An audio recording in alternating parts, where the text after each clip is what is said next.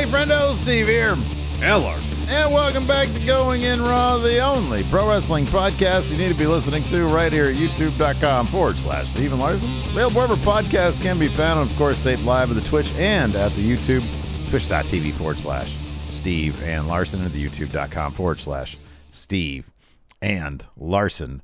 What a 12 hours in the world of wrestling it has been, Larson. Oh, what wow. a roller coaster of emotions we got. Turmoil within WWE. Let me ask you this. If you could describe your last 12 to 16 hours using one sound effect, what would it be? It would be, man, what a great question. It would be, let's see here. I think it'd be. That's good. That's like a jackass, right? Yeah. Because I feel like jackasses, they're all over the place, right? They're all like bucking and stuff, and they're making crazy noises and shit. That's what I feel like the last 12 hours has been for me. Jackass.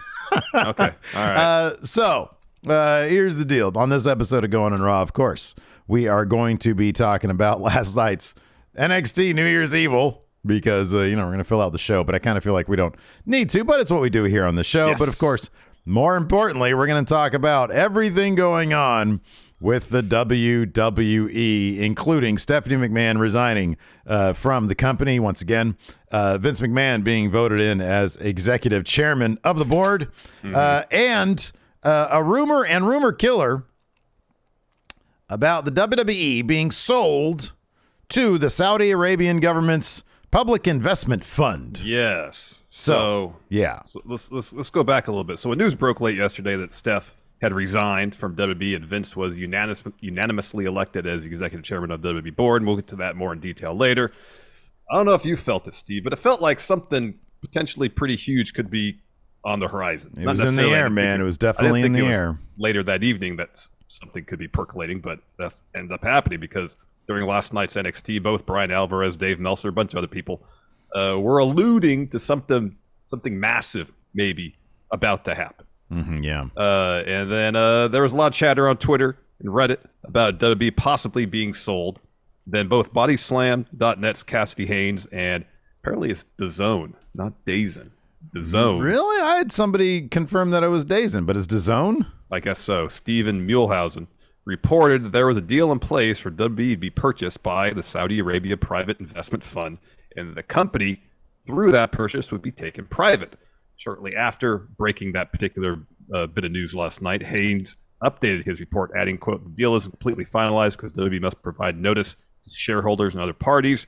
There are legalities to go through as the company is publicly traded, but again, I'm told the deal has been agreed to in principle." Fightful Select reported shortly thereafter that they had heard the rumors of WWE being sold, but were unable to confirm the rumors, and added, quote, "Plenty doesn't add up as of yet." So before we move on to what happened today, when you started reading this stuff, how did that make you feel?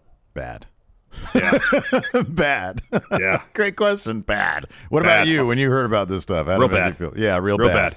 Real bad. Yeah, so we're going to dive into the rumor killer aspect of this here in a second, but not only did it make me feel bad, it made me feel bad because it makes so much sense. One thing that you and I have talked about, and I'll be honest with you, by the end of this, I still feel bad. One thing that you and I talked about when it comes to the sale of the WWE is how much longer we have to deal with Vince McMahon. If it's sold to Comcast, Amazon, Fox, Disney, Vince is probably going to be out. Probably. The chances that he'll stick around any sort of position of power in terms of especially the day-to-day stuff, you would think would be minimal because those companies wouldn't want to deal with everything that comes attached to working with Vince. That being government investigations, hush money, more allegations becoming public. Right. There's a lot you'd have to accept and deal with from a public relations and business standpoint, having Vince attached to the company after you purchase the company. Yes. None of that is an issue if it's purchased by the Saudi Arabia Public Investment Fund. They will let him run the thing. They're probably eager to have him run the thing. They will have a say in terms of the creative. We know this because they've had the book on some of the shows in terms of asking them to bring Yokozuna back from the dead. They have requested certain things at their show, and that's not that far along. You can play that out to its logical conclusion of them saying, hey, this Otis guy is hilarious. Let's make him WWE champion. And what's Vince going to say? No? Yeah. So, and here's another aspect of it. If the company if they buy all the shares and take the company private again, from a business standpoint, Vince is accountable to nobody. Yeah, exactly. Yeah. Nobody. Yeah. And if they, obviously there are, look, I mean, out on the table here, clearly this would be ethically just awful given Saudi Arabia, the government's awful record as it pertains to human rights, LGBTQ stuff. It's horrible. It's absolutely horrible. So there's just a litany of issues with it, both from a creative standpoint, from a human rights standpoint. Just it's all bad. Yeah. This morning, a little bit of that has been walked back. Ariel Helwani tweeted this: contrary to reports stating otherwise last night, there is no deal in place at this precise moment for WWE to be sold to Saudi Arabia's public investment fund or any entity. Sources say the organization is still exploring all options, I'm told, developing. John Alba concurred with Helwani, tweeting this: a high-ranking WWE source with knowledge of the situation tells me reports of a sale or agreement to sell at this moment are completely false. And this is Steve talking here. Keep in mind some of the phrasing here, at this precise moment, at this moment. Yeah. WrestleNomics Brandon Thurston tweeted this: I asked somebody at WWE who would know, who said the story that took hold of Twitter last night about WWE and Saudi Arabia being near a deal to take the company private is untrue. Yahoo Finance and TMZ Sports have both issued reports denying rumors that Saudi PIF, Public Investment Fund, have purchased WWE. Right before we started today's show, Fightful Select reported that, quote, WWE sources are adamant that no sale to Saudi Arabia has taken place as of yet. Steve Muehlhausen has since deleted his tweets about the Saudi PIF purchasing WWE. We'll pause again there. Yeah. This just came across Twitter. Apparently, there's a class action lawsuit that's been filed against Vince. This is from a Bloomberg report that they're suing him, accusing him of wielding his voting control to impose his will on WWE illegally. Wow. Where's that coming threats from? Just so we. Oh, from Bloomberg. Okay. Wow. Bloomberg. Okay. A shareholder sued McMahon in Delaware's Chancery Court, accusing him of wielding his 81% voting control to oust 3 board members, replace them with loyalists, and push through bylaw changes that would impose his will on the board of WWE. So, I mean, there's a lot just simply from a business perspective that Vince and WWE is going to have to deal with in the near future, and just having Vince back. And it's in sort any of capacity. and it's sort of unknown. I mean, certainly at our level, what impact that would have on a pending sale. Mm-hmm. So we'll continue on here regarding rumors of WWE being sold to Saudi's PIF. Dave Meltzer mentioned during the most recent Wrestling Observer Radio that Vince has been in talks with the PIF since he resigned in July. These transcripts come to you via WrestlingNews.co. The one thing we do know about this story is that ever since he was ousted, he did open up talks with the Saudis. So this didn't come in the last week, and his coming back was obviously to close a deal that perhaps the people who are running the company, for all the reasons we're talking about, probably felt very uneasy about the deal closing because they're perhaps looking out for the long-term future of the company and their own asses as well. That's another layer. While Sean Ross Sapp has not reported the sale to the Saudi PIF is going to happen, he did state on Twitter that, quote, there have been multiple wrestlers who have told me they'd leave WWE if the company ends up being Saudi Arabia led. That is not shocking at all. And the latest Fightful Select report that came out again right before we started, that point is hammered as well, that there are a lot of talents that seemingly would be not happy about the Saudi Arabia PIF purchasing the company, and there'd be significant pushback. There'd also be significant pushback if Vince just took over creative again. Yes, that and that same report indicated that Triple H is still in control of creative, and that wasn't going to change as of, I don't know, today. But anything can happen in this crazy stuff. And at this point, with the thing is, I have a sense of dread about this. Yeah. Because oftentimes the old phrase, where there's smoke, there's fire.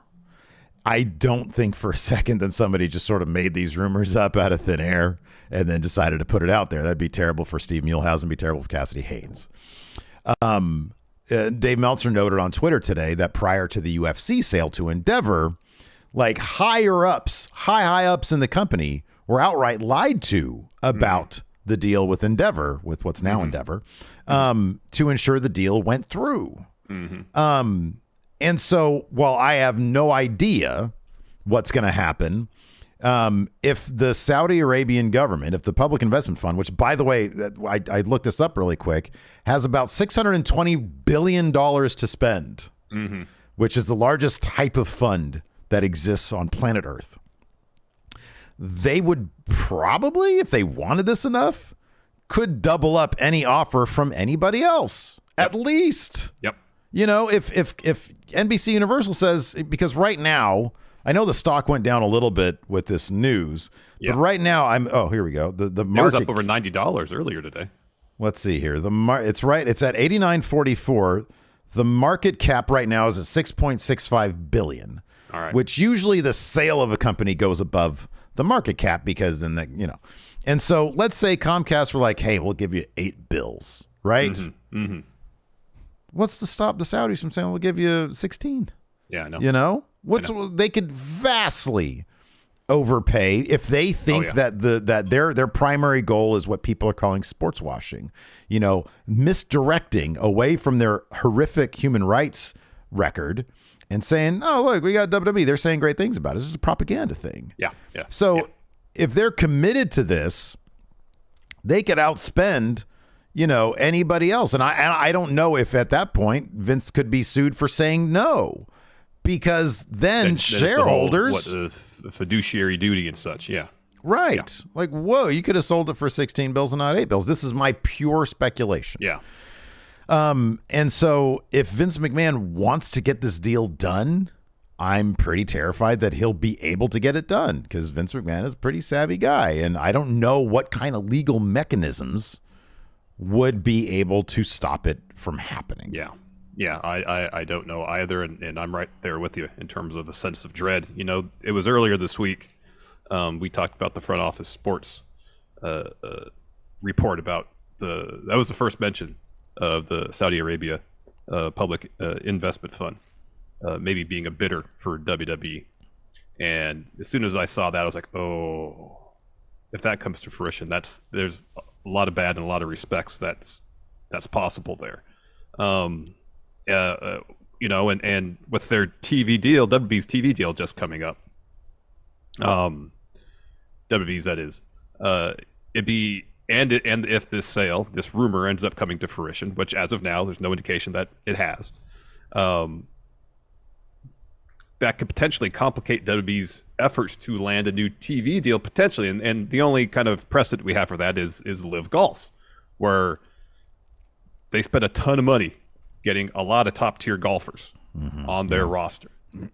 And they were not able to get any sort of US TV distribution. I understand it's a new thing.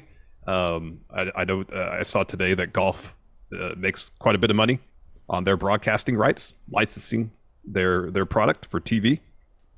So I don't know. I don't know if it's as simple as it's a startup thing. We don't know how well this is going to do. We're not willing to invest serious money into this, or if it's broadcasters worried about associating themselves with a company that's backed by a government who has a horrible record of when it comes to human rights. So I'm glad you mentioned the media deal with Live Golf, because I'm looking at this article here from just, I believe, yesterday. Andrew Beaton and Joe Flint of the Wall Street Journal, according to them, both Apple and Amazon passed on becoming the streaming home of Live Golf.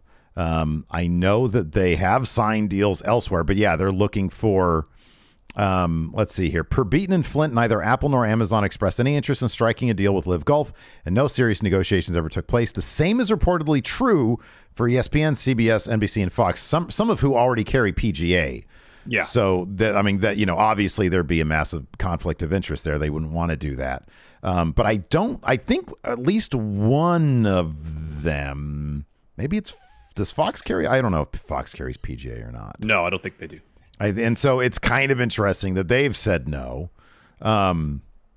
So, I mean, that's a huge question mark, too. Yeah. If all of a sudden WWE is owned or financed by the Public Investment Fund, would that be something that Comcast would be like, I'm sorry, good luck. Maybe you can find a deal somewhere else. And that would drive down the media rights. Would the Public Investment Fund with the Saudi Arabian government care about the media rights going so far down if they just want WWE? I don't know. I mean, Comcast, NBC Universal has been fine running the Saudi Arabia shows on Peacock. Yeah.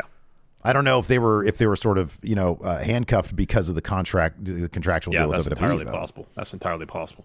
Yeah, I don't know. I mean, it's from a lot of vantage point, it complicates matters a lot if this deal ever were to happen. And from a PR standpoint, it would be WWE would take a massive hit. We saw from a PR standpoint, twice a year whenever they have the shows in Saudi Arabia.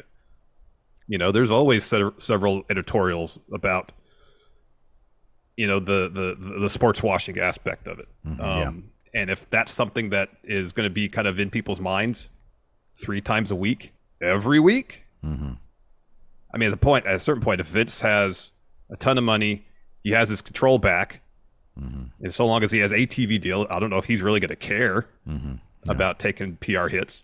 But at the same time, if it's a situation where enough viewers see, or this deal happens, enough viewers are alienated by it, is it going to affect viewership? Viewership affects how much money you can get when it comes to your TV deals. I don't mean to be so cynical here, but I don't know that would be the case. If the deal affected what you saw on TV, creatively speaking, and it just went to dog shit, I think that'd be a bigger driver.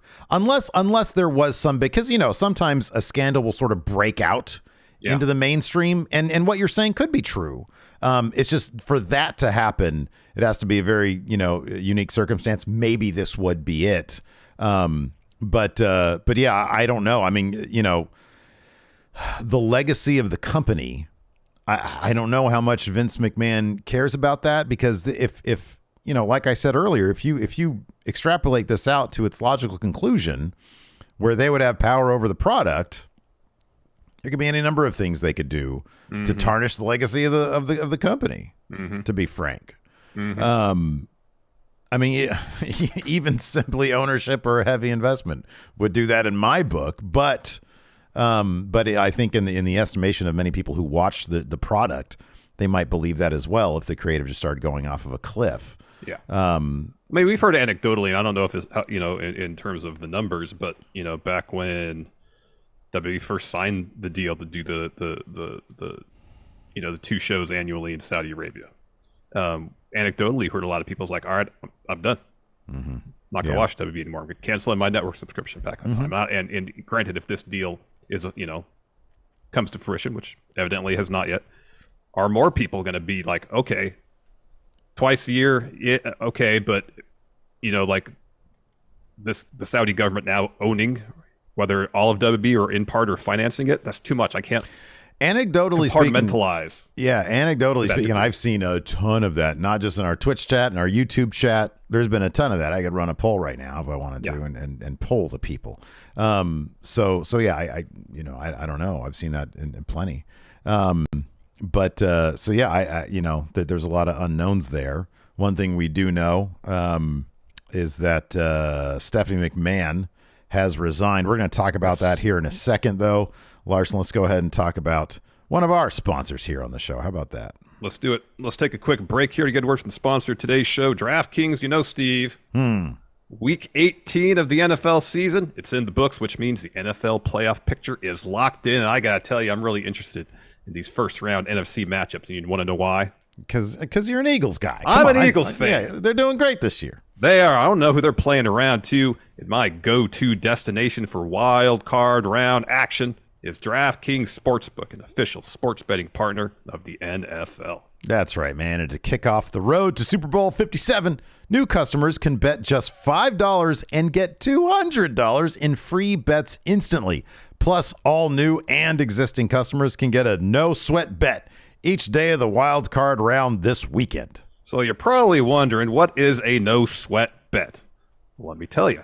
Here's what you got to do. You place an NFL bet of your choice, and if it loses, you'll get a free bet back up to $10. It's action so good, why bet the NFL playoffs anywhere else? If you want to get in on the action, download the DraftKings Sportsbook app and use code RAW. New customers can bet $5 on the NFL and get $200 in free bets instantly only at DraftKings Sportsbook with code RAW. Minimum age and eligibility restrictions apply. See show notes for details. By the way, we've got, man, what a huge audience. We got 917 watching on the YouTube. Do us a huge favor. Look, man, just hit that thumbs up. Hit that thumbs up. 300 viewers on Twitch. Twitch viewers. Head over to YouTube. Hit that thumbs up. Twitch doesn't really, they don't have a thumbs up thing. Twitch is like, we don't care about that. They don't have like a likes or something like that, don't they? They don't have a like. No, man. Strange. It's just good vibes, I think. They just have good vibes. I guess so, yes. Yes. Let's talk about some Stephanie McMahon. Her bad vibes over being in WWE at the same time as her dad. Yeah. Yesterday afternoon, Steph announced that she announced that she had resigned as co-CEO and chairman of WWE, saying, "Our founder, Vince McMahon," like she doesn't say my father, "Our founder, Vince McMahon, has returned as executive chair and is leading an exciting process regarding strategic alternatives. And with Nick's leadership and Paul Triple H Levesque as chief content officer, I'm confident WWE is the perfect place to continue to provide unparalleled creative content and drive maximum value for shareholders. WWE is in such a strong position that I've decided to return to my leave and take it one step further with my official resignation. I look forward to cheering on WWE from the other side of the business where I started when I was a little kid as a pure fan." What a bummer. By all accounts, Stephanie McMahon is very popular backstage with talent and employees alike. Yep. Clearly, she has no interest in playing second fiddle once again to her dad. Yep. That's, yeah. I mean, that would seem to be the case. Shortly after Steph announced her resignation, WWE issued a press release confirming that Stephanie had resigned, announced that Nick Khan will serve as CEO, and that Vince McMahon has been unanimously, by the whole board, elected by the WWE's board as executive chairman. There's been a lot of turnover on that board in recent days. There has been, yeah. So it's hardly surprising that that he was elected executive chairman. And if the writing's on the wall, I guess everybody said, sure, go ahead. 6 members, 3 were removed to get Vince in, 2 left of their own volition. Stephanie now. Yeah. It started with 9. I think the board started with 11, and then after the 2 people left, okay. it was 9. Yeah, that was my understanding. It was down to 9. Yeah. So from those original 11, 5 were left in place, including the game. And then 2 more people were added on. And then 2 more people were added. Okay. Yeah. That's a lot. Oh, Nerd Cube just rated us. Thanks, with a Dan. Party of 206. Thanks, Dan. We appreciate it. What's up, people? We're talking about the wonderful news. Turmoil at WWE. Oof. That's sarcasm fully in place. Well, welcome. You got that right. Yeah, from all indications, Steph is well liked by basically everybody. It's a bummer, but I guess it's good that Nick Khan's going to stay on as CEO because apparently he's relatively well liked too. Yeah. If it was a situation where Stephanie resigned, there was no real word on what Nick Khan was going to be doing, then I'd be like, oh. Heck, Vince yeah. Here's the thing about that. Force his way back into CEO. If Nick Khan's sort of job is to get the company sold, the company. Yeah. Once that's done, he's Splitsville. Probably. In which case, who's going to be? Well, I don't know what the corporate structure would be at that point. Would there be a CEO still in place? It depends It would depend on the nature of the deal, I suppose. Yeah, right. Yeah. Whether they were purchased by some entity and then would remain relatively autonomous after the fact, and I guess they would have, I don't know, be a CEO, but someone would be responsible for running the day-to-day operations. Yeah. I don't know.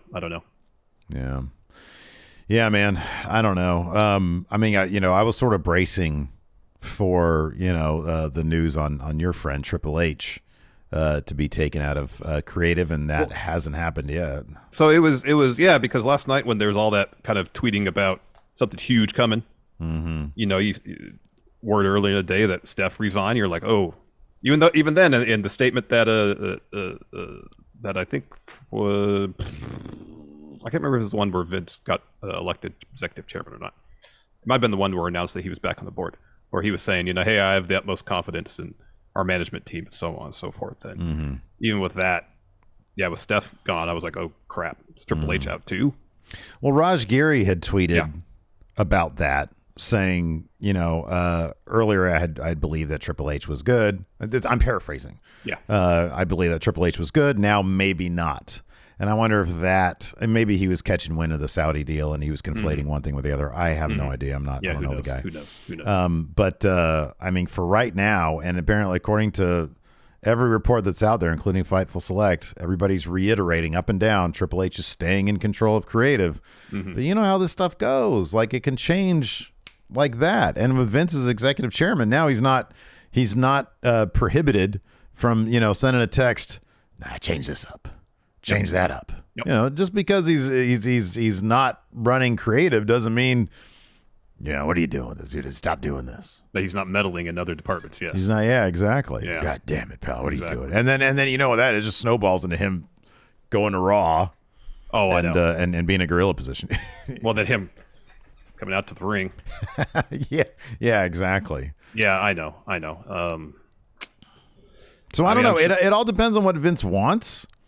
It all depends on how this is going to go down, Yeah. I mean, we're once again left up to the whims of, what is he, 76, 77-year-old man? Super old. And if he wakes up one morning and decides, I'm going to do this, then who knows what the hell is going to happen? And then he's going to do that. Exactly. Yeah. 990. Oh, man, we beat 1,000 viewers live right now. What's up, everybody? Hi. Aren't we the belle of the ball? Anyways, glad that we have over 1,000 people here, because now we're going to talk about New Year's Evil. And then watch the viewers. Yeah, I know. 200.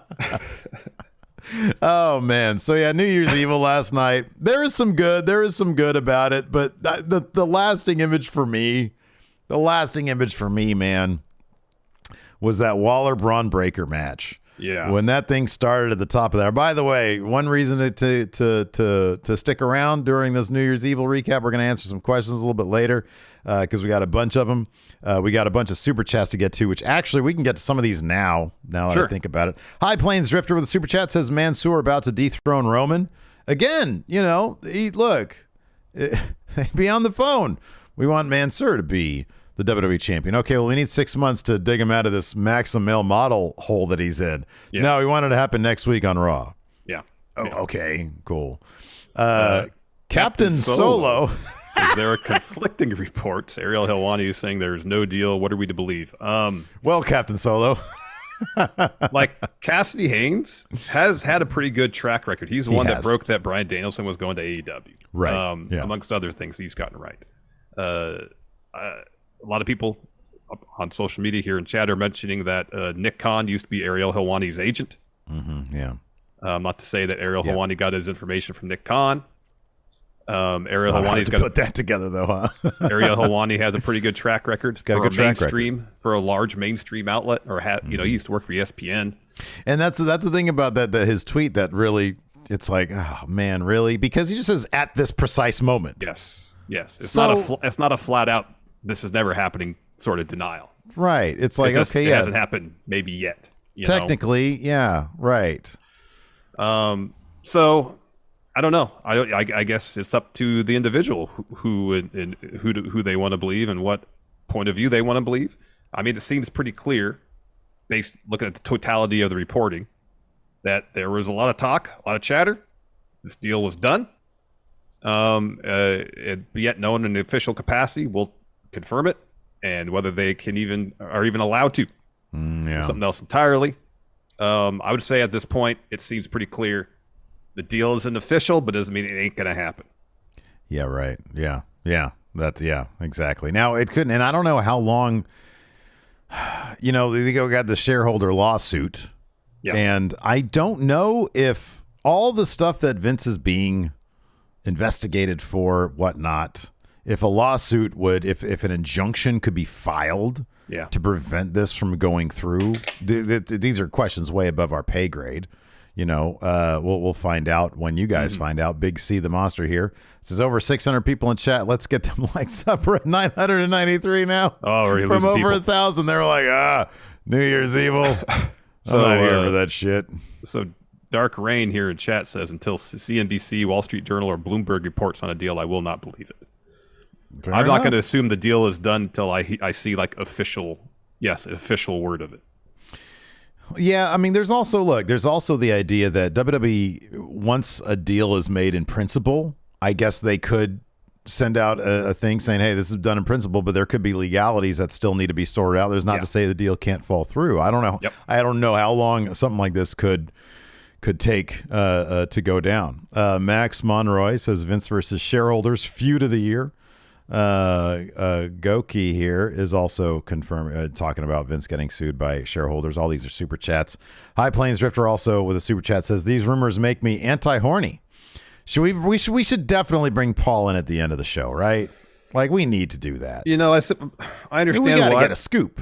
I understand why, but also I'm sure he's going through a lot right now. Even more reason to bring him in. Even more reason just to let him have some time to himself. We're at 262 likes. Maybe he didn't sleep at all last night. Oh, I guarantee he didn't.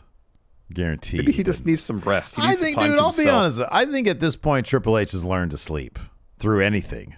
This guy will sleep through a 8.9 on the Richter scale. I don't know. Given all the upheaval he's had to deal with. Dude, I don't know if he could have slept through that windstorm that happened not last night, the night before. All the thunder and the lightning and all that. Oh, that was nothing to him. That's like white noise to him, man. Anyways, what were we talking about? We were going to talk about NXT, but I think we were trying to avoid that conversation. I gotta get these views off my screen. I don't want to see how bad they go. All right, well, let's get to it then. Yeah, we had a New Year's Evil last night, and as you mentioned, some good, some bad. Name Explain here asked, did Larson have to cancel his vacation for this? No, but I guarantee you we're going to get some word about a sale on Monday. Dude, I'm telling you what. And look, I'm actually shocked that this podcast, the events leading up to it, didn't happen late on a Sunday night. I know. But you're going to be back on Monday afternoon anyway. Yeah, so you had a reasonable hour, so if something huge happens and I need to hop on, it's totally possible. It's not like I'm showing back up Monday at 9 in the evening. I might try to coerce somebody we know to do a Monday show with me anyways. Just get a guest host on because we get SmackDown to review. I don't want people to go without, some SmackDown talk. So we might do that. Okay. I've got a name in mind. Anyways, Is it Triple H? You can have Triple H on to review. That'd be a bit tough on his vocal cords, wouldn't it? Why would it be tough on his vocal cords? He speaks with that voice all the time. Hey, a podcast is it's a lot of talking. Maybe he's not. Did you not watch the Ariel Helwani interview? He talked for an hour and a half straight. No problem. He looked like his vocal cords were really struggling towards the end, Larson. Yeah. Well, anyways, so Waller versus Breaker. The ropes breaking twice was stupid. It was horrible. It was awful. But I do think that Waller's going to win this at Vengeance Day or whatever. You do? He was starting to get cheered by the crowd, by the way. Yeah, he was. I know. Breaker's getting some boos. Yeah, I think it'd be a smart move. When Vengeance Day is after the Rumble, Braun can show up in the Rumble and then drop the title at Vengeance Day. Waller would be a hell of an NXT champion. I'd rather see him do that than go to main roster. Yeah. No, I don't disagree with that. I think it's time. Braun. I mean, the only reason to have Braun to win is to hammer home again the story beat that he's learned how to be a champion. Mm-hmm. Yeah. And I think we've kind of gathered that for the most part. Yeah, we get the point, right? As well as he's going to be champion, he's accomplished that, HBK, we get the point, man. We get the point. So yeah, give us something different. Maybe a new champ could help spice up NXT a little bit because, as you mentioned, Jinder Mahal. Oh yeah. I think we appreciate his work. Yeah, sure. He has a banger theme. Yeah, his theme is great. Yeah. But I don't know what it really accomplishes to have him be a part of the In the Share thing, and then to have him beat Julius Creed. Your guess is as good as mine. I don't know. I'm assuming something backstage happened with Veer. Do we know? Are there any reports on Veer? I don't know. I'm assuming it was either a protocol thing, a health thing, or one of those things. Who knows? Yeah. Yeah, we don't really know. But I mean, I guess they just wanted to continue this thing, and they're like, hey, Jinder, we're not doing much with you. Maybe it fits. Let's bring him in. You and I are fans of Jinder, but this is not one of them. Oh, who can benefit from going main roster to NXT? I don't know if anybody benefits from this. Yeah. Well, I don't know if anybody, very few people benefit from going to main roster at NXT, but I guess the idea is that by having Jinder go to NXT, someone at NXT can benefit from his presence, I would think. Yeah, and that's the thing. I don't know if anybody actually does. Like, I know he's a former WWE champion. I get that, but if Julius Creed won last night, would that really have done much for Julius Creed? I don't really think it would. I mean, I think that he, so people are pointing out that Veer's father passed. Oh. So he went to, that's so sad. That's a drag. That's a bummer. Toxic Attraction may or may not be breaking up, given what happened last night. So they had called their shot, said, we're going to win this thing. It's going to be the two of us. And you know what they're going to announce? The winner is Toxic Attraction. Well, that totally happened in one of the most impressive double Rumble wins, Battle Royal wins we've seen. Was really well done, yeah. Because if they, from all angles, when they showed them coming off at the same time. So basically what happened is they were the last two standing in the Rumble to determine number one contender for Roxanne Perez's NXT Women's Championship. And JC Jane is the one that turned on Gigi Dolan. And she was able to fight her off, and they ended up spilling over the side onto the floor at the same time, and they did a damn good job with the timing on it. They really did. And I don't know if they gimmicked up the video feed afterwards in the moment, like they had somebody, okay, let's sync this up. It didn't really seem like they needed to, because when they showed the wide shot of it happening, it looked damn close that they hit at the same time. Yeah, it was pretty well done. I'm sure there was a little bit of finessing there, but when they went to the wide shot, I was like, man, they got really, really close. I mean, when they went to slow-mo, it seemed like it was pretty close. So yeah, for sure. And then so now they're going to be doing a triple threat match with Roxanne Perez, I'm assuming. Yeah, we're at 876 now. They said, oh no. Out. Well, here, let's talk about Gallus. Gallus is back. That's not gonna. Oh, we're down to 500 now. Oh gosh. No. Yeah. About Tyler Gallus. Bates. Tyler Bates coming back. Will people get excited down about Tyler down Bates? To 300 now. They're just leaving in droves. It's like That's a blowout. Right. No one watched NXT UK. Just us. Gallus came back. That was cool to see. They got their visa issues sorted out. Same with Tyler Bate. All the visa issues are finally coming due, and some terrific wrestlers. HBK and Triple H, both big, obvious. They like all their NXT UK guys and gals, and so we're seeing a lot more of them show up, and I think that's pretty great. It is great. Yeah, I was happy to hear Gallus's theme because it's one of the best. It is one of the best. Oh man, it's so good. It's incredible. Oh man, it's so good. Yeah. So anyways, let's just go ahead and kick this thing off. Sure. We'll take some questions, and I think we might have to talk to Paul. We're at 294 likes. Usually that's a recipe I feel like for we just Paul. need to leave him alone. No, you want the day off. That's what you're saying. No. It's not that. I'm thinking about him, not me. Him. You don't want to listen to him be so depressed. No, that's not it at all. He just needs time for himself. I'm sure he needs time to rest. He probably needs to let off some steam, to be honest with you. I'm sure he's got an outlet for that too. I don't know what, but maybe he does. Maybe. So it kicked off with a Chase U video package. They often do this with the bigger episodes and premium live events. He welcomes a class to a new semester. Their homework is to watch New Year's Evil. And then Chase just hypes up the cards. Yeah, pretty much. He yells at people. Then we had Tony D'Angelo versus Dijak. Winner gets shot at Wesley's North American title. Hey, listen. Wesley was on commentary. All those people who left this stream, I'm going to find you. That's right. Nobody leave. It was interesting that Tony D'Angelo makes his entrance first, and towards the end of his video package, as Dijak's making his entrance, we had some prison bars come down over Tony D'Angelo's Tron. Yeah. Yeah, that's right. And then my entrance was in black and white, letterboxed. Yeah. Like an art film. Yeah, it really was. Like if this was going to be, if he's an 80s vigilante, he's not going to be, if I'm not mistaken, most of the movies I watched in the 1980s were in fact in full color. Yes. 35 millimeter. Yes, 24 frames per second, yeah. 24 frames. They would have been letterboxed, of course. What they need to do is find a filter that adopts the Bruckheimer style. I know he was producer, not director, but a lot of his orange on movies top and the blue on bottom. To him. Yes, orange you know what on I'm top, talking about. Blue on bottom, yeah. You know what I'm talking about. And have that be the visual template. Yeah, that's right. Anyways, Wesley was on commentary. At a certain point, Dijak, I handcuffed Stacks to a turnbuckle during the picture-in-picture. That's right. To make sure that he can't do much of anything there. But the finish was interesting because Dijak has the advantage. He hits Tony with a choke slam, and then Stacks gets in the ring. Yeah. And says, "Let me finish this for you, Tony." Yeah. And stands between. He basically traps Tony in the corner. Human shield. Stands in front of him, and Tony tells Stacks, "I'm not your boss.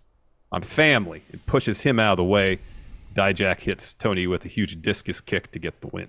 That was a really nice moment. He kissed him on the head and then shoved him away. Yep. Oh, I like this. Tony D, he's got the face turn here. He's a nice boss. Everybody wants to work for Tony D now. Down at the docks. Oh, man, this guy, are you kidding me? Absolutely. They'd be like, "Hey, Steve, your family." It's only probably because Stacks got in the way of Tony in the barricade earlier in the match. Remember that time Tony D cut that promo right after a match? He was so gassed.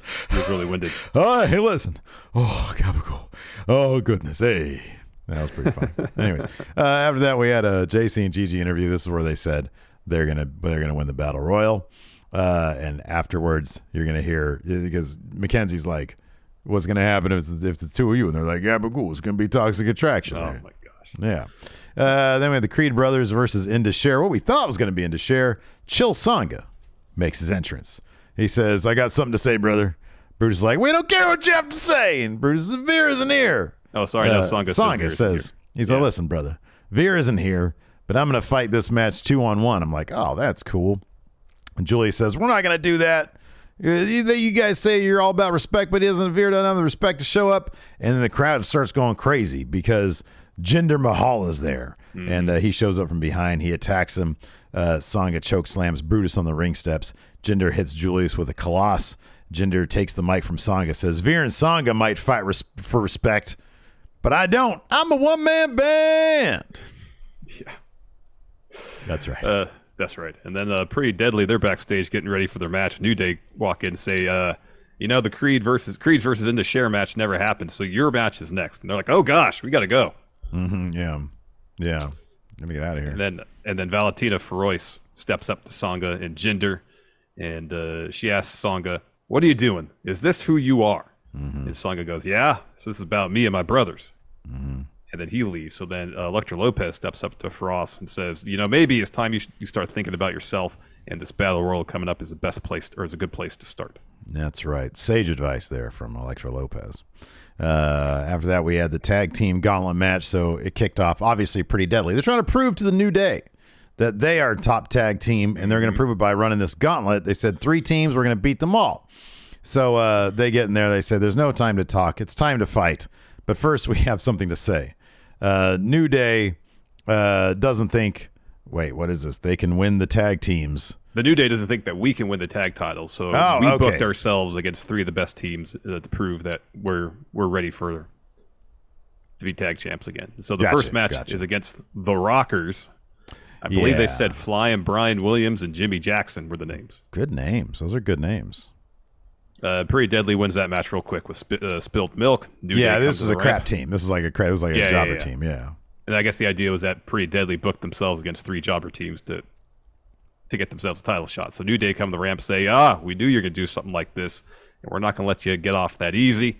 If you want a match against us, you got to beat 2 top tag teams, and we actually have 2 teams for you to face. First, Malik Blade, Idris Enofe." So Idris Enofe was wearing like a full body suit.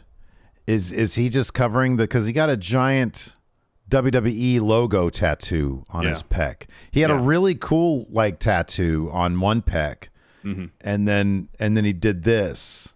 And I didn't actually watch his explanation of why he would have gotten this thing, but this screams Tattoo Nightmare or whatever the show where they do the cover up is. Yeah. Yeah. Because, is he just going to wear like a full body outfit all the time now? I don't know. I miss his cape. He used to have the best cape in all of wrestling. I know. And then he shows up and he looks like Vince when he had the ECW title. Because he had like the head thing and the full shirt.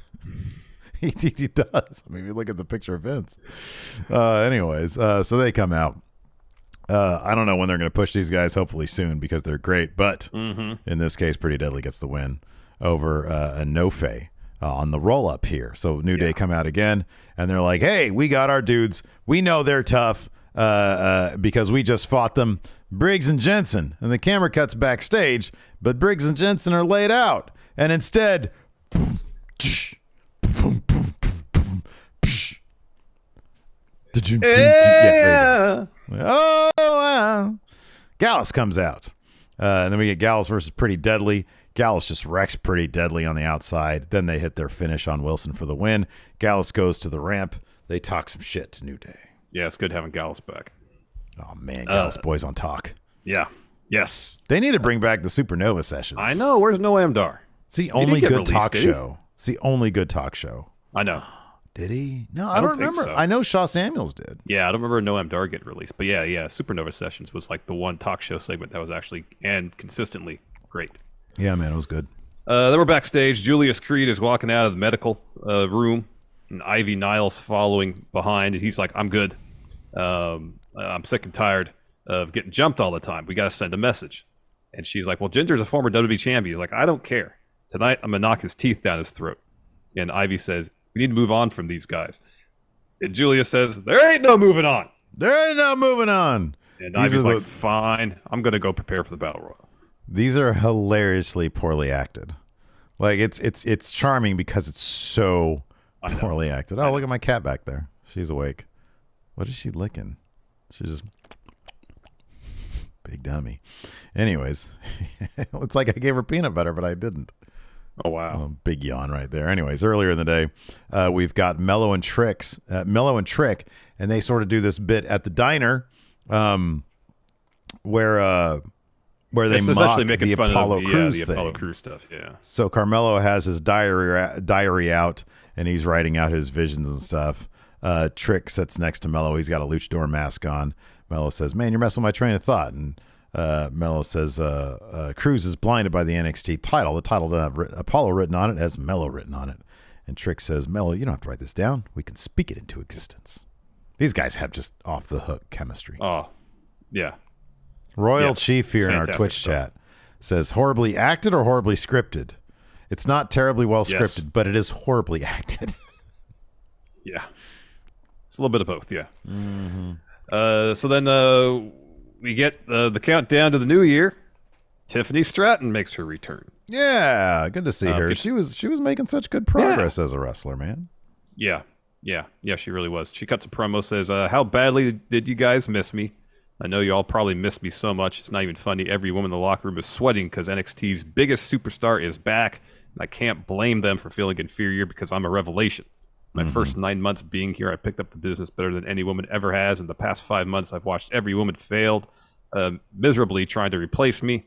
No one has my shine, my skill, or my style. And now 2023 can officially begin because the center of the universe is back. That is an underrated idea for a gimmick. When I heard her say, the center of the universe is back. The WWE universe, call yourself the center of the universe. But then you need a cosmic gimmick. Like you are a supermassive black hole. Exactly. Right? Because doesn't every galaxy have a black hole in the middle of it? I think that's the idea. I think the idea is every galaxy has, unless it's like a weird galaxy that's like spread out a bunch and it's not like really spinning or something. Yeah. I'm not up to date on my astronomy. Cosmos are a crazy thing, man. Astronomy class, so. The last astronomy class I took, I think, was with you. That's what I'm saying. It's been more than 20 years since I've taken an astronomy class, so. It's been 25 years now. It was 98. Yeah, I know. Wow.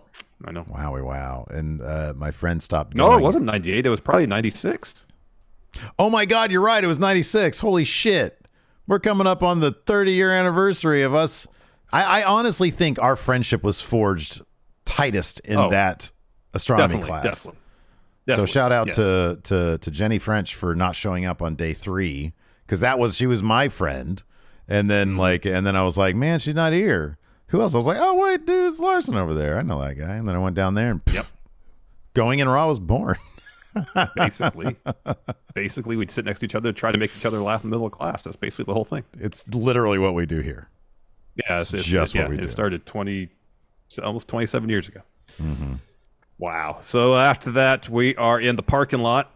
Katana Chance, Caden Carter walk in the parking lot. Cameraman walks up for an interview. Congratulates them on their record-breaking reign. And they say they are the longest reigning women's champions, women tag champs at 180 days or something like that. I think 100 days. Yeah. But now they're going after the men's record. They leave, and as they leave, Tiffany Stratton walks in front of the camera, and the cameraman tries to get an interview from her, and she's like, "Nope, nope, yeah, nope, not talking. No, not gonna do it." I was surprised nobody got attacked there. After that, we had Grayson Waller versus Braun Breaker, and this was a fun enough match. Grayson Waller, he's a fun wrestler, dude. I kind of dig him these days. You know, even I'm willing to look past. I'm never like happy to see the Grayson Waller effect as a TV show or as a talk show or whatever. Mm-hmm. But I can appreciate good work, and he has put in good work. He has.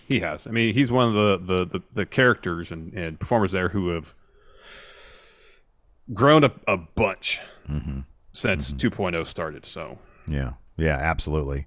Weird events in this match, though. At one point, Grayson Waller sort of like rams what's his face Breaker into the corner, and the freaking middle turnbuckle comes flying off. And at first I was like, I think a lot of people were like, whoa, shit, was that supposed to happen or not? Because Braun was doing a great job selling it. Yeah.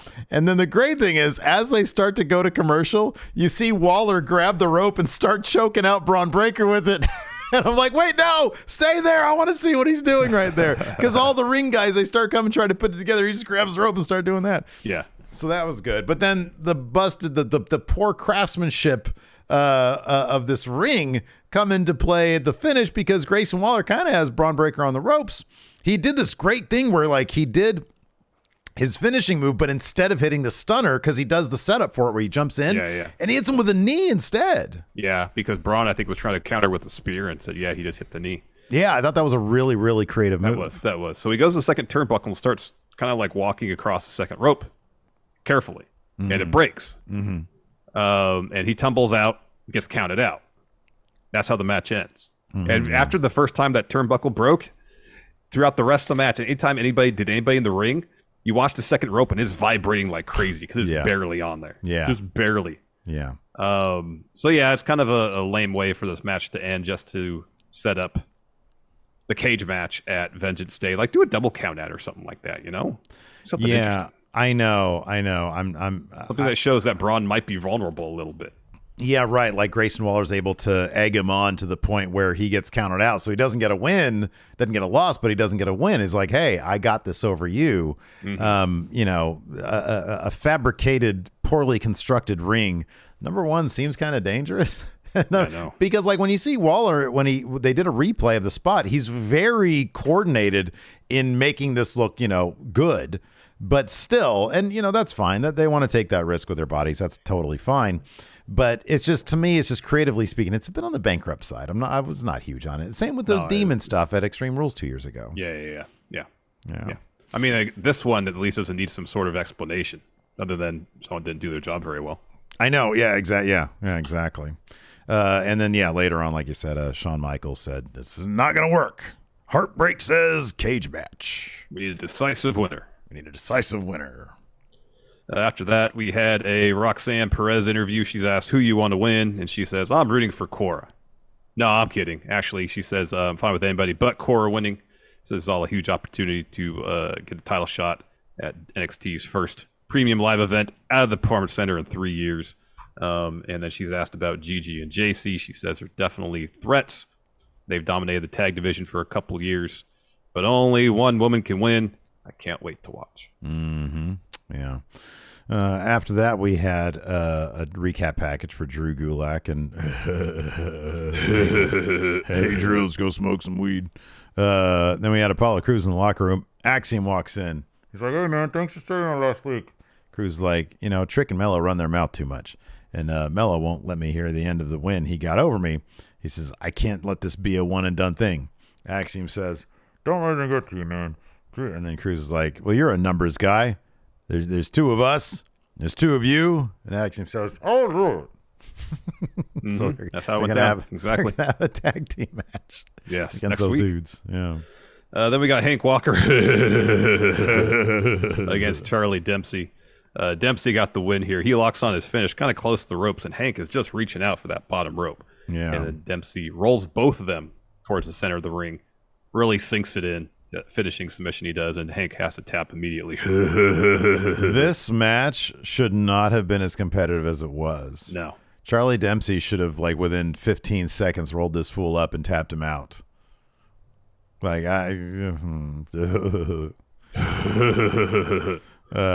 that, Sol Ruka's backstage with Alba Fire. Alba Fire's she's kind of on tilt here, man. I think because of her recent shenanigans with Isla Dawn. That's exactly what it is. Alba's like, hey, we never had our one-on-one match. Now that I'm finished with Isla Dawn.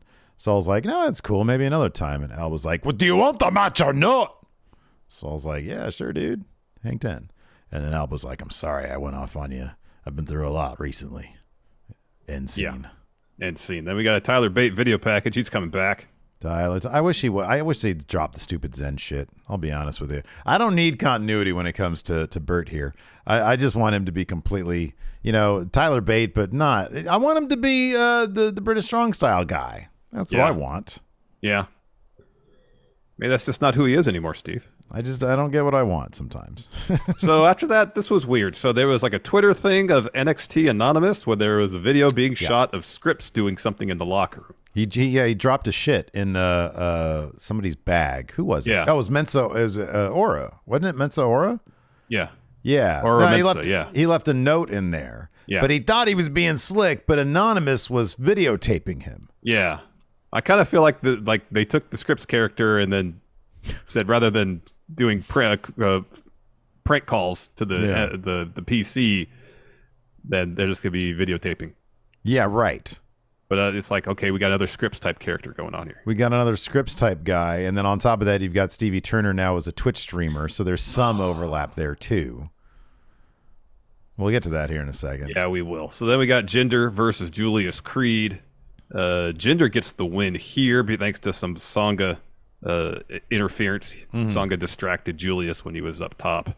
Yeah. So when Julius was looking for a shooting star press, Jinder could evade, hits a boot, Koloss to get the W. That is correct, yeah. After that, we had Brooks and Jensen in the trainer's room. Kiana's looking after Jensen. Asks why Gallus would do this to them. Briggs is like, because they're sons of bitches. Jensen says, yeah, we're pissed because... No, the Gallus is probably pissed. Because they're pissed because of the pub rules match. Yeah. Yeah. And then Briggs says, look at Jensen. He was beating all over the place. And Fallon's like, I am looking. I'm not liking what I'm seeing. Because Kiana James is and Jensen are making lovey eyes at each other. But it's barely. I know. It's not like his D is out or something. They're not even making out. It'd be one thing if they were sucking face, but they're not. No. And so Fallon apparently Fallon anti-horny. Could be. I think we found an anti-horny character in NXT. Could be. Interesting. Could be. Anyways, she's like, whatever, I got a battle royal to win. Oh, and then here we go. This is great. Stevie Turner, who in NXT was a character from the future, I think.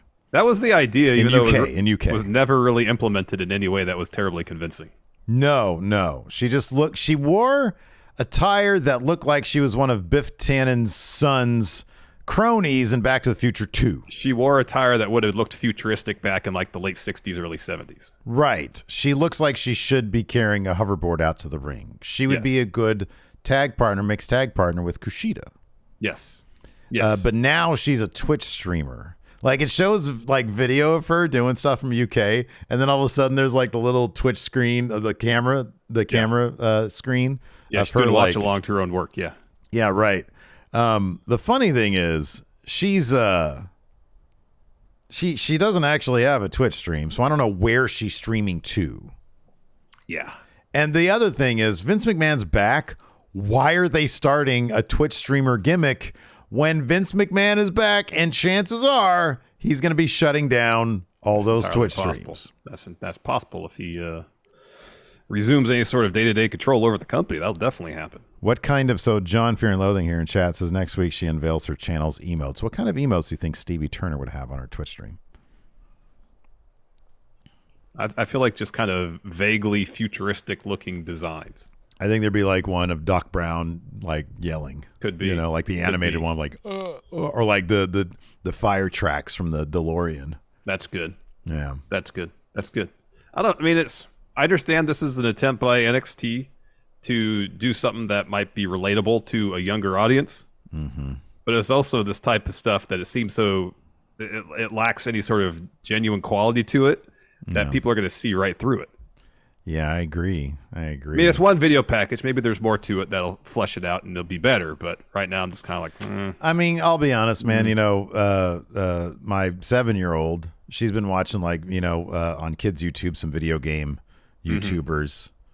If she caught wind of this, if she's out in the living room watching this, her eyes would probably perk up if she saw this, if this was like a regular thing. I don't know if that's the demographic they want. I don't know. If they're future-proofing over the next 10 years, I don't know what they're doing. Yeah, I don't know either. But I don't see any, like, you know, 18-year-olds being like, oh, wow. Exactly. That's what I'm talking about. This is great. I know. You know. They watch this and they probably think, why is she acting like a Twitch streamer? Yeah. What's her actual... It'd be one thing if she actually was one. Exactly. Because then it'd be like, oh, cool, what's her thing? Oh, she doesn't. Like when Miro showed up, you know, it was like, hey, this guy actually does stream. He does play video games. We've seen it. Yeah. So while the gimmick wasn't exactly satisfying for someone like Miro, at least made sense. Her gimmick is chugs. That's what it is. Anyway. She had to turn towards camera.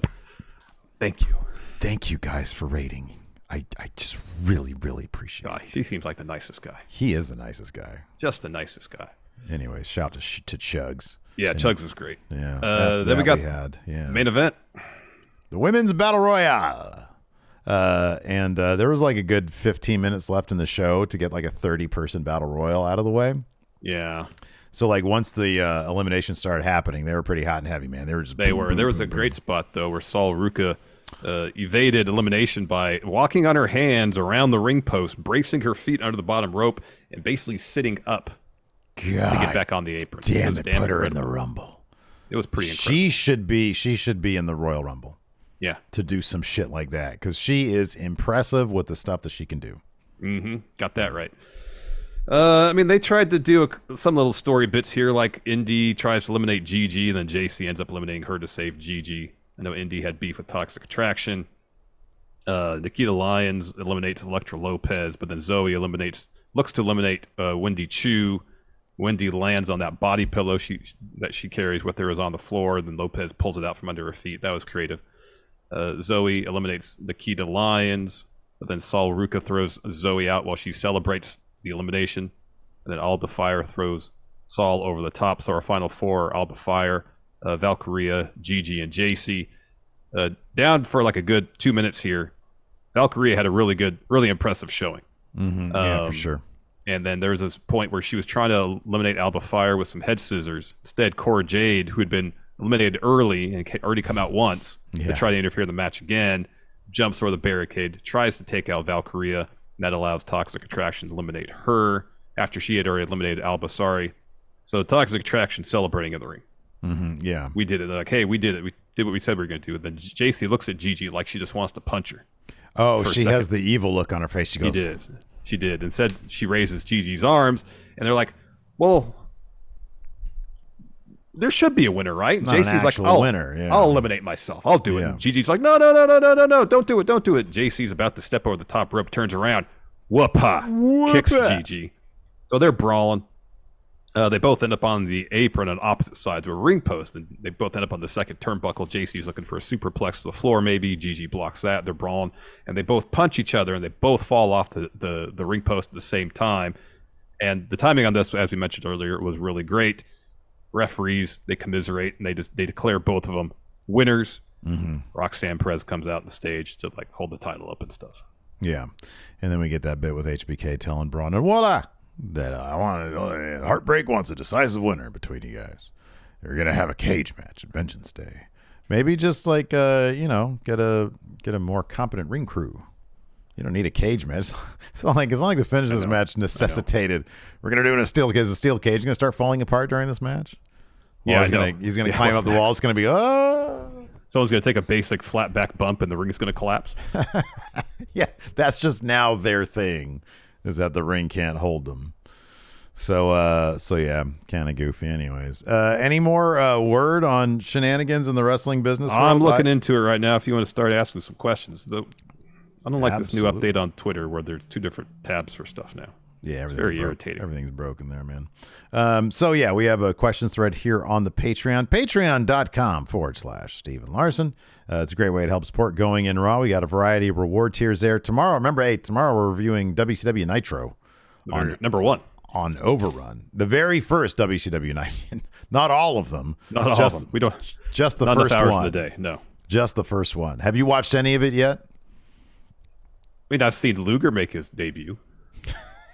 Yeah, true. I've seen I've seen a good chunk of it. I don't know if I've seen. Do you remember what the very first Nitro match was? 2 known names. Yeah, Japanese legend. One of them is a Japanese legend. Wasn't it Muda? A different Japanese legend. It wouldn't. It could have taken place at the one of the Best of Super Juniors. Was it Liger? It was Liger, and Flying Brian Pillman. Yeah. Yep. First up, David Matushek says, do you ever think that there would be a steel cage match in WWE that doesn't involve escaping from it and involves a proper outcome? What? I mean, it's good that they're going that route. Wait, WWE, what was he talking about? That was the idea with the cage match at Vengeance Day, is that you can't escape. It's just... Is that one of the things? Is that one of the things? I didn't notice. I didn't notice that either. Heartbreak saying that, but... That'd be cool. Yeah, I want like a proper thing here. Yeah. They put the steel cage around it to make sure the ropes don't break. That's the whole purpose of them. Nothing more. Yeah, there's actually not going to be a ring and ropes. It's just going to be a steel cage and then just like, mats, gym mats. Yes, there we go. Josh Fields, do you anticipate a mass walkout of superstars if the Saudi deal comes through? It's going to be interesting. I don't know where the talent's going to draw the line. I mean, they're in a tough position. They're really in a tough position. I don't know about mass walkouts, but I think there will be some people, probably a good number, that would be like, mm-mm. I would think so too. Yeah. I think that there would probably be a lot of pushback. Yeah. But in terms of walkouts, there would be, I think, a substantial number. I don't know about mass, but a good number of people, I think, would be like, I don't want anything to do with this. Yeah. Let's see here. Cat Dad 7 says, without picking a triple threat match, what would you like to see between these couples, and who would you say would win? Becky and Seth, Bianca and Ford, John and Candice. Without picking a triple threat match. Oh, okay. Gotcha. It would be,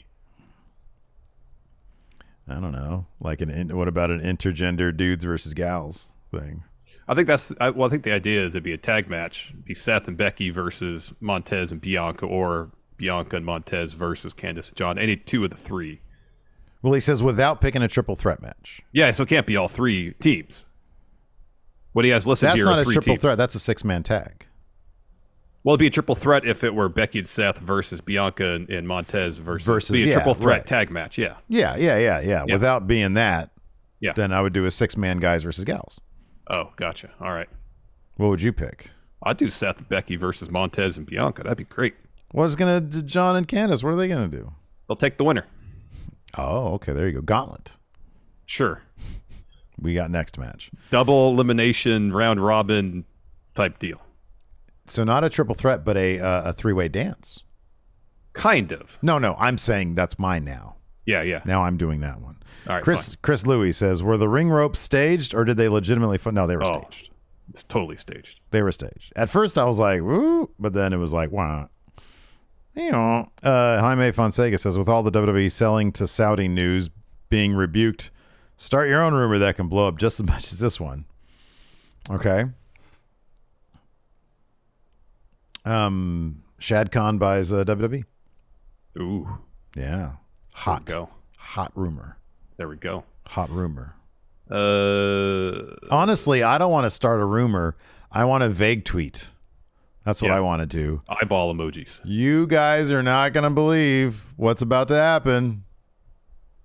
Eyeball emojis. Yes. Yeah. That's all it really takes. Exactly, yeah. That's all it really takes. There we go. Ciderpunk has it in chat. Eyeball emojis, yeah.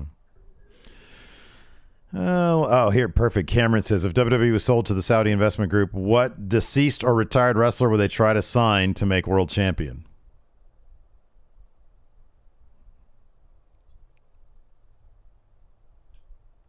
I mean, if you're going to go big, go big. Andre the Giant. I was going to say Macho Man. Oh, yeah. Let's see here. Mondo, High Plains Drifter. Do I owe you a shirt? Oh, I do owe you a shirt. I will send you shirt. I will send you shirt. There we go. Mondo, is there any chance whatsoever that WWE will be open to letting certain wrestlers out of their contracts if they have a moral objection to the Saudi purchase? That is a great question, actually. That is a good question. There was a report back a few years ago that if wrestlers had an objection to participating in the Saudi shows, WWE would not force them to participate, essentially. Yeah, right. Yeah. So they'd not force them to participate in company. I mean, that's a dangerous game you're playing there, because like if it's like Kevin Owens, Sami Zayn, John Cena, if they're like, we don't want to do this anymore, and John Cena's like, yeah, we'll just en masse go to the competition. I don't know, man. It's a great question, though. Yeah. I don't know. Blake Whitehouse asked, what happens if no media company wants to air WWE television if they're owned by Saudi Arabia private investment fund? I mean, welcome back WWE Network, featuring weekly Monday Night Raw. I guess so. They just do the run over the top thing, maybe again. Timor here asks, if WWE were bought by Saudi PIF, would that change you guys reviewing WWE shows? I mean, it's our job to do it, so I think we still would do it. Yeah. I would feel great about it. I think it'd be we figure it out as it goes along type situation, because if we're doing this and then like there's another Khashoggi incident, I don't know. Yeah. Like the decisions will have to be made. Not every review can be a charity stream. You know what I mean? Like, yeah. That's sort of our way of being like, you know what? We're not huge on reviewing the Saudi shows, but we're going to try to make the best of it. Yeah, exactly. I'll be honest. I don't know. I really don't know. It's just one of those things we're just going to have to wait and see. Yeah. And we'll figure it out. And then we'll talk about it and go from there. Mm-hmm. Nikyle asks, will Jinder improve his wrestling skills now that he's seemingly back in NXT, and should Shanky join him? Jinder, why would he have to improve his wrestling skills? Yeah, what is there to improve upon? Outstanding. He's a 10. Give him a get at Jumping knee, Colossus. What else do you need? That Colossus is a badass move. Yeah, that's a highly protected finish. Tokane asks, would Saudi Arabia buying WWE be the worst case scenario in this situation? I don't know if I can think of a scenario that would be worse, because it would potentially fulfill a lot of potentially things that aren't necessarily good for the fans, for the wrestlers, for the business happening. It would make those things more likely to happen. Primarily, Vince resuming some measure of control over the day-to-day operations of WWE. In a word, yes. Worst case scenario. Kind of is. I can't think of anything that would be worse. I can't think of anything that would be worse, man. I really can't. Maybe the guy who bought Toys R Us and sold it for sold off the assets. Maybe if they bought WWE and just didn't exist anymore. That might actually be a better scenario than the Saudis buying it. Mm-hmm. Because at least from that, a phoenix could rise, Exactly. At least from that. Maybe somebody else, maybe Triple H will be like, all right, I'm going to pick up the pieces. All right, yeah, exactly. Jack Napier, anonymous tip. Napier is asking a question on Patreon. New patron, by the way, Jack Napier. Thank you, Jack Napier. Says, how convincing do you find Roxanne Perez's promos? I think they're perfectly convincing for somebody who's so young and has not been doing this for that long. Mm-hmm. So I'll take the positive diplomatic stance on that. They're not the most compelling promos, but you give it 10 years. Sometimes it just takes age and reps. Exactly. Mm-hmm. Exactly. Yep. All right. So, look, Paul, I got Paul over here. It's a yay or nay from you. It's a yay or nay from him. I'm gonna put the ball in his court because he's got a lot to talk about. Okay. All right. All right. We can give him some airtime, I suppose, if he's up for it. He's up for it. I'm gonna bring him in. I got a bunch of paperwork to do. Here we go. You don't have any paperwork. I do have paperwork. You got none. Hi, Triple H. Not a lot of sleep last night. Yeah, not a lot of sleep. We had rumors, and then these rumors were debunked. And I was like, "Oh, good," but it's no. I got a sense of dread. Yeah, I understand. The game has a sense of dread. Looking for my out clause. Looking for my escape plan. That's right. It's not good at all. Can I ask you a question? Yes, you can ask your question. Just don't interrupt me when I answer fine. it. Good. If circumstances led to this. Wait, hold on. Steph is calling me. Yeah, what? No, it's next to the Maydays. She's home. She's home now. She's here, and she's like, "Hey, where's the salad?" It's like next to the Maydays. So I just said, "Yeah, it's kind of new having the wife home all the time now." Yeah, it's kind of a new experience for the game. It's not good times, bad times. It's bad times. What's your creative question? So, like, if circumstances led to this happen. What, Steph? Yes, Steph. No, we've got chicken patties in the freezer. Use the air fryer. Yeah, air fryer is the way to go. You just don't interrupt. Well, yeah, use the air fryer. It fries them, but it's like a healthy fry. It's good. I made some salmon in there the other day. It was great. What's your question? Air fryers are great. Just want to get that in there. If circumstances led to it, brand new game, the air fryer. It really is. Brand new game. Would you consider starting your own wrestling company? Oh, man. I've got the trademarks. I've got the logos. I've got everything implemented. I'm waiting for this thing to fall apart. Mass walkouts. The game is back in bit. Wait, hold on a second. Yes. What? No. The mail doesn't come until 3. Don't interrupt. The mail doesn't come until 3 p.m. All right. Yeah, dude. So, yeah, no. New wrestling operation. Yeah, me, Freddie Prinze Jr., Paul Heyman. It's the Brain Trust. Oh, Game Brain Trust. That's Brain great. Trust. Don't interrupt. The Brain Trust Wrestling. That's what it's called. I was gonna BT Dub. BT Dub. Yeah, hashtag BT Dub. And then I'm going to try to get, don't interrupt. I'm going to try to get, here's the deal. I'm going to try to get good old JR to be commentary. And then he's going to be my proxy here for going in. I'm going to be too busy running the business. Don't interrupt. Don't put your hand on your head. Don't look like you don't want to do it because I'm going to bring good old JR. Oh, let me ask you a question. Time for the game to ask you a question. Are you ready? Let's get ready for JR to suck it. That's right. Well, I'm happy to see that you're in relatively good spirits given everything that's going on. New adventure for Triple H. Listen, this is going to be great. You and JR are going to be best friends talking about all sorts of horny things. It's going to be great.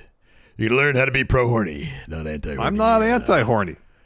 I don't know about that. There's a rumor. Saw Cassidy Haynes said multiple sources are saying. Multiple sources are saying. That's only Steve saying that. Larson is anti-horny. No, and I heard Nick Khan say it too. He said, hey, you hear about Larson? He's anti-horny. Must be talking about another Larson. And I was like, hey, that's my friend. Suck it. So, yes. Anyway. My name was Steve. Yeah, Steve. That's what he said. He said Steve is anti-horny. And I was like, suck it. And he was like, oh, you're pro-horny? I'm like, I'm pro-horny. Have you ever seen DX Nick Khan? Of course I'm pro-horny. Yeah. I love the horny. Yeah. Anyways. Yeah. Oh, look at this. Look at this here in your Twitch chat. I'm looking at your Twitch chat right here. Maggie just gifted a sub to Jim Ross 6969. Maggie's our, don't interrupt with the laugh. Maggie is our champion. Anyways, I gotta go. All this Yeah, horny go get some talk. rest. Go get some Steph. I'm bricked up now. How'd that go? It was going fine until he Was he in a good mood today? He was in better mood than I thought he was going to be, but then he suggested by some roundabout way that he be replaced by JR, and it just ruined everything. And I'm ready for the day to be over. So fascinating. No, we're not talking about it. No, I'm not going to talk about he who shall not be named. I was going to say interesting that like we thought he was going to be in a bad mood, but then he made you in a bad mood. That's like a swerve. That's the King of Kings, the Reign of Terror, man. Wow. Yeah, I got golden shoveled. Oh man, you got the golden shuffle. So let's just wrap it up because I'm done. We'll wrap it on up. Thanks everybody for hanging out with us. We appreciate it. Stay tuned for what will sure to be more drama tomorrow, which is Thursday, for our AEW review. We're not doing it tonight. We're doing it tomorrow. Same time, same location. Yep. Till then, we'll talk to you later. Goodbye, everybody.